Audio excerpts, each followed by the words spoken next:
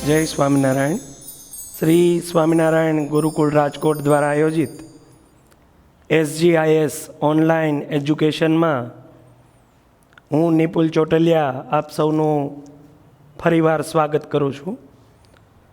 મિત્રો, આપણે 11 સાયન્સ જીવવિજ્ઞાન એટલે કે બાયોલોજીની અંદર ચેપ્ટર પહેલું જે સજીવો અને વિશ્વની વાત છે એ આપણે સજીવની વ્યાખ્યાને લઈને છેલ્લા લેક્ચરમાં કેટલીક ચર્ચા કરી હતી.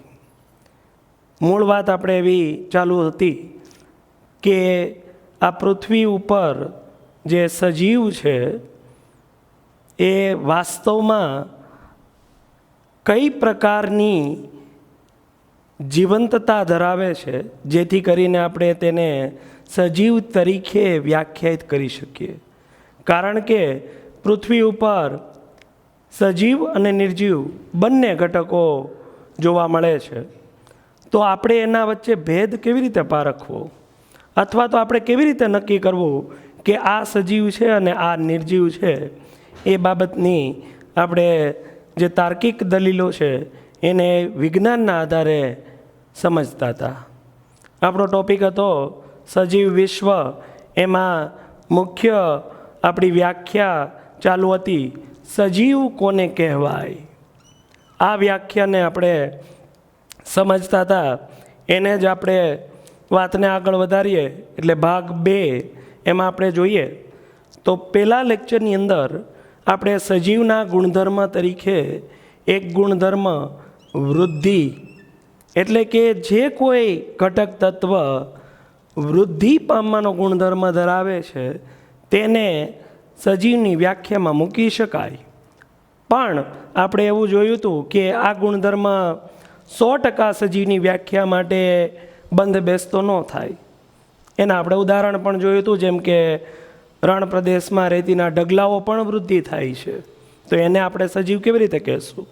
બરાબર છે. એવો જ આપણે બીજા ગુણધર્મનો અભ્યાસ કરતા હતા, જેમાં આપણે જોયું હતું કે જે પ્રજનન કરે એટલે કે પોતે પોતાના જેવી નવી સંતતિ ઉત્પન્ન કરે તેને સજીવ કહેવાય. પણ એમાં પણ જોઈએ તો એક કોન્ટ્રાવર્સી જોવા મળતી હતી કે કેટલાક સજીવ એવા છે જે પોતાના સમગ્ર જીવનકાળ દરમિયાન પ્રજનન પ્રક્રિયા કરતા નથી. તો પછી આપણે એક્ઝેક્ટ એવું ન કહી શકીએ કે જે કોઈ પ્રજનન કરે એ સજીવ, જે પ્રજનન ન કરે તે નિર્જીવ. એમાં બહુ સરસ ઉદાહરણ હતું કે જે મધમાખીની અંદર જે કામદાર માખી હોય છે, વર્કર માખી જે હોય છે, એ એના જીવનકાળ દરમિયાન કોઈ દિવસ પ્રજનન કરતા જ નથી. તો પછી એ શું નિર્જીવ છે? તો એ તો સજીવ જ છે. એટલે એ ગુણધર્મ પણ આપણે 50%માં મૂક્યો હતો. ત્રીજા ગુણધર્મની આપણે વાત કરી હતી કે જે કોઈ ઘટક તત્વ ઉર્જાનો સંચય કરે અને ઉર્જાનો ઉપયોગ કરે, એટલે કે ચયન અને અપચયન જેમાં જોવા મળે એને આપણે સજીવ કહેવાય. તો આ ગુણધર્મ સજીવની વ્યાખ્યા પ્રમાણે 100% બંધ બેસતો હતો. એટલે કે ચયન પ્રક્રિયા અને અપચયન પ્રક્રિયા જે એક પ્રકારની રાસાયણિક પ્રક્રિયા છે પણ જીવમાં જોવા મળે છે. એટલે આ પ્રક્રિયાને આપણે વધારે ચોક્કસ એક નામ આપ્યું હતું જૈવ રાસાયણિક પ્રક્રિયા. જે કોઈ ઘટકમાં જૈવ રાસાયણિક પ્રક્રિયાઓ થાય છે એ સજીવનો ચોક્કસ લક્ષણ છે એવું આપણે કહી શકીએ. તો ચયાપચય આપણને 100% બંધ બેસતો સજીવનો લક્ષણ તરીકે મળ્યું હતું. છેલ્લા ગુણધર્મની ચર્ચા કરવાની આપણે બાકી હતી, એને લઈને આજે આપણે વાત આગળ વધારીએ. છેલ્લો જે કોન્સેપ્ટ છે એ છે પર્યાવરણ સામેની પ્રતિક્રિયા, અથવા આપણે એને બીજા શબ્દમાં કહીએ તો જે પર્યાવરણ છે એના પ્રત્યેની સભાનતા. આ વધારે યોગ્ય લાગશે. પર્યાવરણ પ્રત્યેની સભાનતા એટલે શું? પર્યાવરણ પ્રત્યેની સભાનતા એટલે તો કે આપણે સજીવોની વાત કરીએ છીએ એમાં એ પછી બેક્ટેરિયા છે, લીલ છે, ફૂગ છે કે પછી વનસ્પતિ કે પ્રાણી છે, કોઈ પણ સજીવ છે એ પર્યાવરણીય ઘટકો સાથે કંઈક ને કંઈક પ્રતિક્રિયાઓ કરે છે, કંઈક ને કંઈક ઇન્ટરેક્શન કરે છે. એક રીતે આપણે કહીએ તો એવું પણ બને છે કે એક્શન સામે રિએક્શન પણ જોવા મળે છે, જેને આપણે પ્રતિક્રિયા સ્વરૂપે સમજી શકીએ. એનો અર્થ શું? તો કે વનસ્પતિ હોય કે પ્રાણી હોય, આદિકોષ કેન્દ્રિય કોષ હોય કે સુકોષ કેન્દ્રિય કોષ હોય, એટલે કે બંને પ્રકારના સજીવ હોય, દરેકને પર્યાવરણના ઘટકની સામે કંઈક ને કંઈક પોતાની રચનાને અનુરૂપ પ્રતિક્રિયાઓ જોવા મળે જ છે અથવા તો પ્રતિક્રિયાઓ આપે જ છે. ઉદાહરણ તરીકે આપણે જે છીએ મનુષ્યની વાત કરીએ તો ઉચ્ચ કક્ષાના પ્રાણીઓમાંના સૌથી ઉચ્ચ કક્ષાના પ્રાણીઓ તરીકે આપણે મનુષ્ય છીએ. આપણી જ જો વાત કરીએ તો આપણે પર્યાવરણના ઘટકો, વિવિધ ઘટકો, પછી પર્યાવરણમાં આપણને નિર્જીવ ઘટક તરીકે જે સૂર્યમાંથી મળતો પ્રકાશ છે તો આપણે એને અનુરૂપ કંઈક ને કંઈક પ્રતિક્રિયા આપીએ છીએ. એવી જ એક પરિબળ તાપમાન છે તો એની સામે આપણી પ્રતિક્રિયાઓ જોવા મળે છે. એ પછી પવન હોય, તાપમાન હોય, પ્રકાશ હોય, પાણી હોય, તો દરેક સજીવ આવા બધા ઘટક તત્વ સામે કંઈક ને કંઈક પ્રતિક્રિયાઓ આપે છે. ઉનાળાનો સમય હોય, બપોરે 3 વાગ્યા હોય, સખત તડકો પડતો હોય, એમાં જો આપણે ઉઘાડા પગે બહાર જવાનું થાય તો સ્વાભાવિક છે કે આપણું શરીર છે એની સામે પ્રતિક્રિયાઓ કરે છે. આ બધી પ્રતિક્રિયાઓને બહુ સાદી ભાષામાં સમજવું હોય તો આપણે જે કોઈ સજીવ હશે એમની પાસે કંઈક ને કંઈક આવા પરિબળ સામે સંવેદના હશે, અને આ સંવેદના મેળવવા માટે સજીવમાં સંવેદી અંગ હશે. નિમ્ન કક્ષાના સજીવ હશે તો એ સંવેદી અંગો તરીકે નહીં હોય. હવે આ સંવેદના ગ્રહણ કરવી કે મેળવવા માટે સંવેદી અંગ નથી, પણ બેક્ટેરિયા હોય, ફૂગ હોય કે એવા બીજા કોઈ નિમ્ન કક્ષાના સજીવો છે તો એ પણ પર્યાવરણ સામે પ્રતિક્રિયા તો આપવાના જ છે.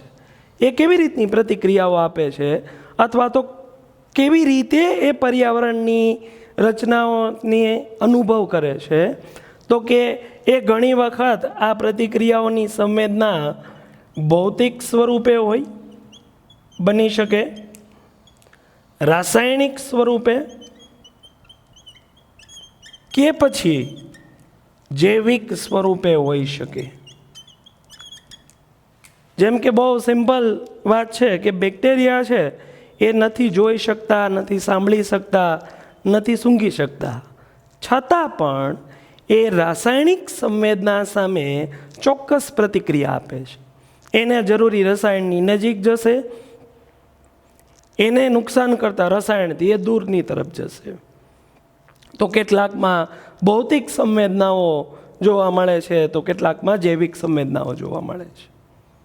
તો આના માટે મુખ્ય જવાબદાર છે સજીવોમાં સંવેદના છે એની માટે જવાબદાર શું છે તો કે સજીવોની અંદર જોવા મળતી જૈવ રાસાયણિક પ્રક્રિયાઓ. એટલે આ ગુણધર્મ માટે આપણે ચોક્કસપણે કહી શકીએ કે જે કોઈ સજીવ, જે કોઈ ઘટક તત્વ આવા પર્યાવરણીય ઘટકો સામે પ્રતિક્રિયા આપે છે અથવા સભાનતા બતાવે છે, અવેરનેસ બતાવે છે, તો એવા ઘટકને ચોક્કસપણે આપણે સજીવ કહી શકીએ. એટલે એક રીતે કહીએ તો સજીવની વ્યાખ્યા માટે 100% બંધ બેસતો ગુણધર્મ પર્યાવરણ પ્રત્યેની સભાનતા છે. જે પર્યાવરણની અલગ અલગ વસ્તુઓ સામે અલગ અલગ પ્રકારની પ્રતિક્રિયાઓ આપતું હોય છે. આવી પ્રતિક્રિયાઓ આપણે દિવસમાં આપણે જ પોતે જ કેટલી બધી અનુભવીએ છીએ. પવન સામેની પ્રતિક્રિયાઓ આપણે કરતા હોઈએ છીએ, પાણી સાથેની પ્રતિક્રિયા, આવી તો ઘણી બધી પ્રતિક્રિયાઓ છે જે આપણા સંવેદી અંગોને કારણે છે. આ બધાયમાંય સૌથી મુખ્ય સજીવમાં જેની પાસે સૌથી વધારે સંવેદનાપણું હોય અથવા તો સંવેદનાઓ હોય એવો સજીવ માણસ છે. માણસ માટે એમ કહી શકાય કે એની પાસે પંચેન્દ્રિયો છે. એ પાંચેય ઇન્દ્રિયો દ્વારા તમામ પ્રકારની પર્યાવરણની સંવેદના ગ્રહણ કરે છે અને પર્યાવરણ સામે પ્રતિક્રિયા આપે છે. એટલે જ તે આ પૃથ્વી ઉપરની જે જીવસૃષ્ટિ છે એમાં આવી લાખો જાતિઓ છે, એમાંની સૌથી સર્વશ્રેષ્ઠ અથવા તો સૌથી પહેલા નંબરની જાતિ જે માણસ છે. એનું એક કારણ આ પર્યાવરણ પ્રત્યેની સભાનતા, સેલ્ફ અવેરનેસ કહેવાય અથવા તો સેલ્ફ કોન્શિયસનેસ છે, એ માણસ જેવા ઉચ્ચ પ્રાણીઓની અંદર જોવા મળે છે. અને માણસ છે એને આ ગુણધર્મને લઈને આપણે વાત કરીએ તો પાછી એક કોન્ટ્રાવર્સી ઊભી થાય છે જે બાકી બધા સજીવમાં એટલું પરફેક્ટ નથી. કારણ તો કે માણસ છે એ પોતે પોતાના રોગો માટે, પોતાની સગવડતા માટે કંઈક ને કંઈક ભૌતિક રચનાઓ ઊભી કરી છે. આ બધી રચનાઓથી માણસ છે એ વધારે સારામાં સારું સુખ સગવડ ભર્યું જીવન જીવે એના માટે તૈયાર કરવામાં આવી છે.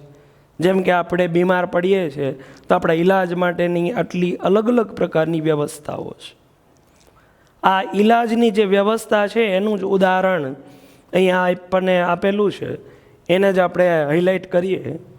માની લો કે કોઈ વ્યક્તિ છે એનું એક્સિડન્ટ થાય છે. એ વ્યક્તિને એમ કહી શકીએ કે એનું બ્રેઇન ઉપર વધારે પડતી અસર થઈ, માર લાગ્યો છે અને કોમામાં જતો રહ્યો છે. કોમામાં જતો રહ્યો છે એટલે એ વ્યક્તિનું ઇનડાયરેક્ટલી એમ કહેવાય કે એનું કોન્શિયસનેસ જે છે, એટલે કે મગજની જે એક્ટિવિટી છે એ જે શરીરને બધા મેસેજ આપે છે એ ઇનડાયરેક્ટલી બંધ થઈ ગઈ છે. પણ છતાંય અત્યારની આપણી આધુનિક ટેકનોલોજીની મદદથી આપણે મશીનો દ્વારા એના ફેફસાને કાર્યરત રાખીએ છીએ. આપણે વેન્ટિલેટર વિશે બધા જાણીએ છીએ.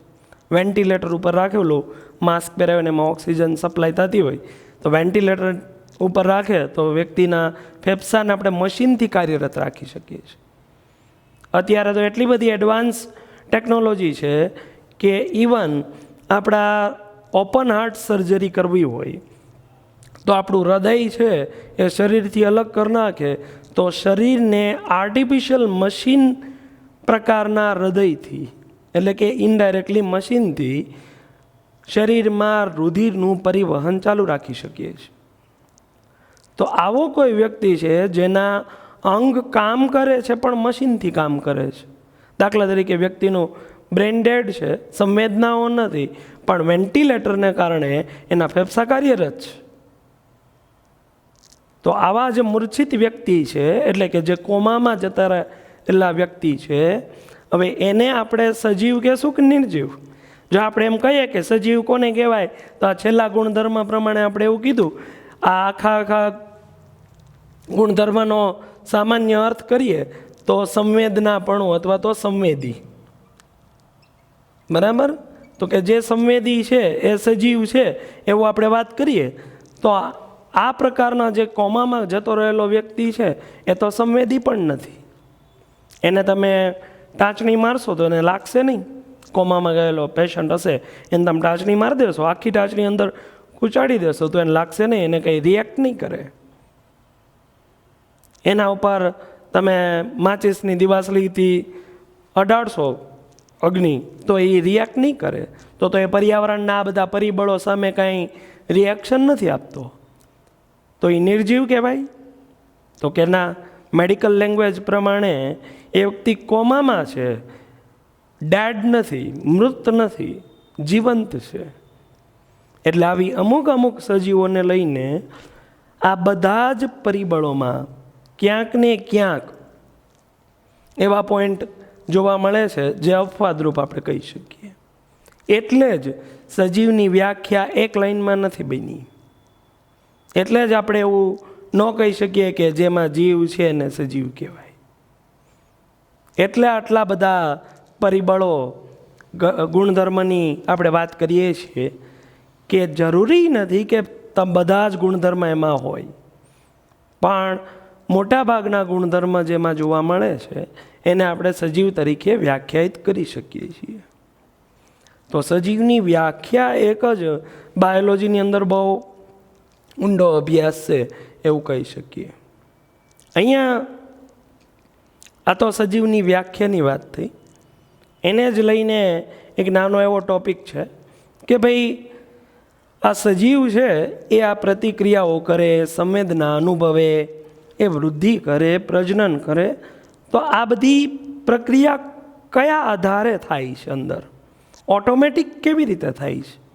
કે પ્રક્રિયાઓ કરાવવા માટે કોઈ વસ્તુ જવાબદાર છે? એવું કોઈ પરિબળ છે કે જેને કારણે પ્રક્રિયાઓ થાય છે?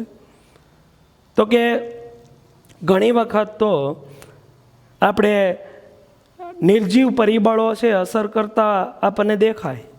જેમ કે વનસ્પતિ અને પ્રાણીઓમાં પ્રજનન માટે આ પ્રકાશ પરિબળ છે ખૂબ મહત્ત્વનું છે. આને લઈને પ્રજનનના સમયમાં, પ્રજનનની આવૃત્તિમાં ચોક્કસપણે ફેરફાર થાય છે. અલગ અલગ સજીવો પ્રકાશ પરિબળને લઈને પ્રજનન પ્રક્રિયાઓમાં તફાવત, જુદાપણું જોવા મળે છે. તો આ બધી પ્રક્રિયાઓ, કોઈ પણ પ્રક્રિયા હોય એ સજીવમાં થાય છે તો કેવી રીતે થાય છે? તો જો આપણે સજીવને બહુકોષી સજીવની વાત કરીએ, પેશી ઘટક લેવલે આપણે જો ચર્ચા કરીએ તો એ પેશીઓ વચ્ચે થતી પ્રક્રિયા નથી. વાસ્તવમાં પેશીની અંદર રહેલા આંતરિક ઘટકો વચ્ચે થતી પ્રતિક્રિયાઓ છે અથવા તો રિએક્શન્સ છે. આપણે જો એક કોષી સજીવની વાત કરીએ તો એ એક જ કોષની અંદર રહેલા જે ઘટક તત્વ છે એની વચ્ચે થતા રિએક્શન્સ છે, એની વચ્ચે થતી પ્રતિક્રિયા છે. અને આવી પ્રતિક્રિયાઓના પરિણામ સ્વરૂપે સજીવમાં આવા બધા ગુણધર્મ છે એ વિકસિત થાય છે. એટલે કે આપણે એવું કહી શકીએ કે સજીવની અંદર ગુણધર્મ કેવા વિકસિત થાય? તો કે સજીવ છે વૃદ્ધિ કરી શકે, પ્રજનન કરી શકે, ચયાપચય જોવા મળે, પર્યાવરણ સાથે પ્રતિક્રિયાઓ કરે, સંવેદના અનુભવે.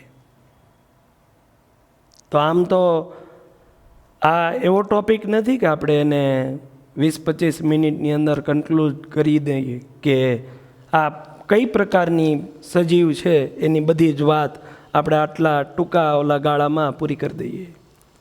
પણ આપણે તો આ સજીવની વ્યાખ્યાને ખાલી સમજી છે. હવે નિશ્ચિતપણે એવું કહી શકીએ કે બાયોલોજી પ્રમાણે સજીવ સ્વયં જનિત છે, સ્વયં વિકસિત છે, સ્વયં સંવેદી પ્રતિક્રિયાત્મક રચના છે, જેને આપણે ચોક્કસપણે સજીવ કહી શકીએ. એટલે બાયોલોજી શું છે? તો કે જીવ વિજ્ઞાનનો અર્થ જ છે સજીવના વિશ્વને સમજવાની વાત. સજીવ રચના, આપણે એવું કહીએ કે આ બધું સૃષ્ટિ નિર્માણ છે જેમાં સજીવ નિર્જીવ છે એનું નિર્માણ ઈશ્વર દ્વારા થયું છે. તો એ જે ઈશ્વરે બનાવેલી રચના છે એને આપણે સમજવાની છે. આમાં ઈશ્વરની રચનાનો અભ્યાસ એટલે જીવ વિજ્ઞાન છે.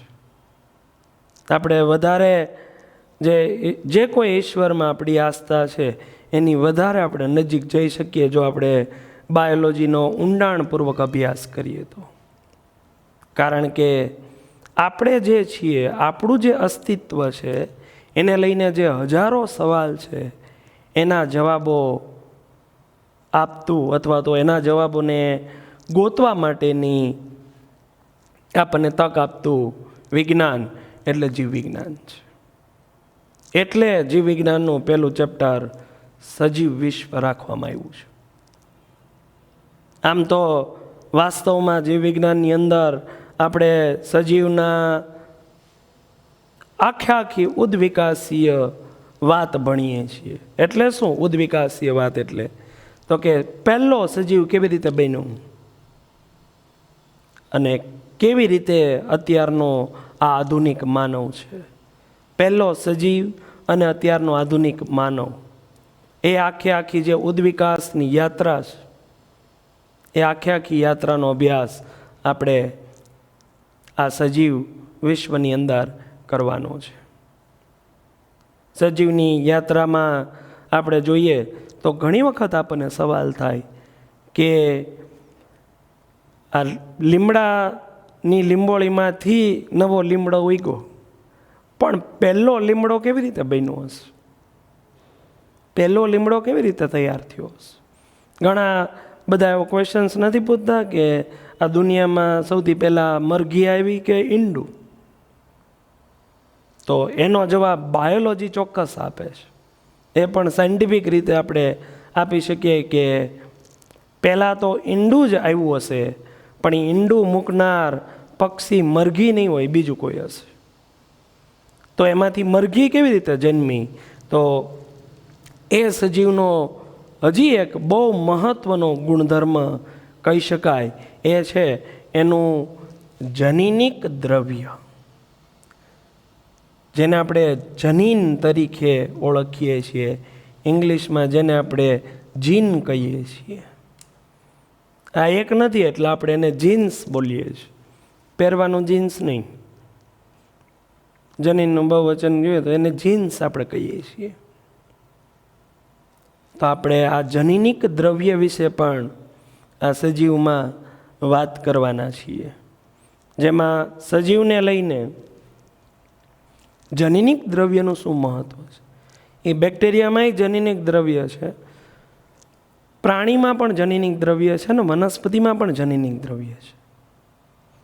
તો બધાયમાં જો જનીનિક દ્રવ્ય છે, તો બધાયમાં આટલું જુદાપણું કેમ છે?